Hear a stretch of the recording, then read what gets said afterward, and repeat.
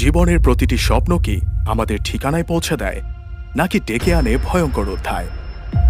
জীবন তখনই কঠিন যখন সবকিছু ছিনিয়ে নেওয়া হয়। লেখক আব্দুল আউয়াল আসিফ। বই রহস্যময় ভ্রমণ যুদ্ধ। গ্রামে থাকে সাকি। নতুনের প্রতি খুব শখ, দেখার আগ্রহ, কেনার আগ্রহ তার। শহর দেখার নেশায় অনেক দূর চাকচিক্যময় শহর দেখতে গিয়ে হারিয়ে যায়। অচেনা এক লোকের সাথে তার গায়ে গিয়ে ওঠে। গরিব ঘরের লোকটির বাড়িতে আশ্রয় পেয়ে ভালোই কাটে সাকির, কিন্তু প্রতারকের খপ্পরে পড়ে আবার হারিয়ে যায়। আশ্রয় হয় এক পুলিশ অফিসারের কোয়ার্টারে। দীর্ঘদিন আর ফেরা হয় না মায়ের কাছে। পুলিশ অফিসার তাকে ভর্তি করিয়ে দেয় এক কওমি মাদ্রাসাতে।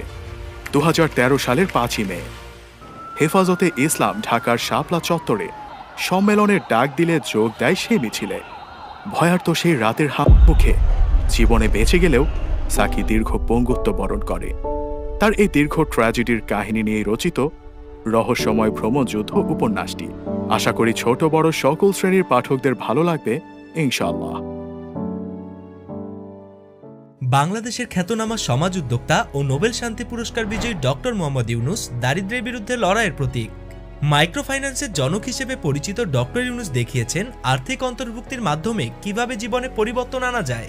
চট্টগ্রামে জন্মগ্রহণ করা ডক্টর ইউনূস 1976 সালে মাত্র $27 দিয়ে এক নতুন বিপ্লবের সূচনা করেন। এই সামান্য ঋণ থেকে জন্ম হয় গ্রামীণ ব্যাংকের, যা জামানত ছাড়াই গরিব মানুষ, বিশেষত নারীদের আর্থিক স্বাধীনতা এনে দিয়েছে। তার এই মডেল বিশ্বব্যাপী অনুসরণীয় হয়ে ওঠে এবং তাকে এনে দেয় নোবেল শান্তি পুরস্কার।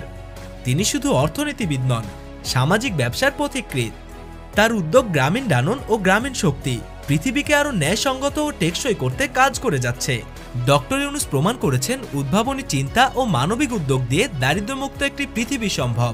আরও বিস্তারিত জানতে পারবেন হায়দার আকবর রনক ও আব্দুল আউয়াল আসিফের লেখা ডক্টর মোহাম্মদ ইউনূসের সংগ্রাম এবং সাফল্য এই বইটি পড়লে। এখনই অর্ডার করুন।